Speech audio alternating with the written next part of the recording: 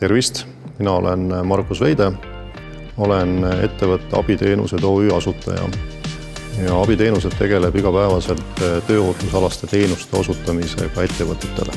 Pöördusin SkyProfi poole sellises küsimuses, et mul oli tarvis ühele kliendile teha mastitööde täiendkoolitust.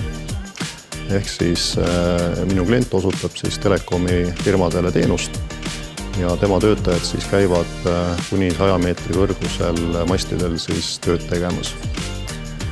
Ja me oleme selle ettevõttes ka varem teinud selliseid täiendkoolitusi ja juhendamisi ja arutelusid. Ja seekord me soovisime kaasata veel ühte välisspetsialisti, kes teeks meile ühe sellise teoreetilise ja praktilise päeva, kus mehed saaksid oma teadmisi ja oskusi uuesti kinnistada.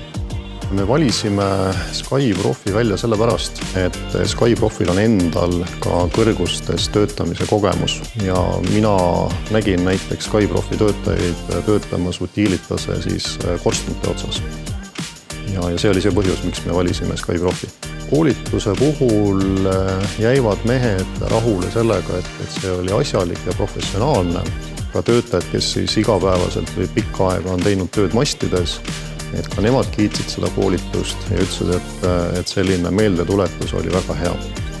Suhtlusprotsess oli samuti kiire, et meil oli vajadus ja koolitusfirma poolt tuli pakkumine meie vajadusele lähtuvalt.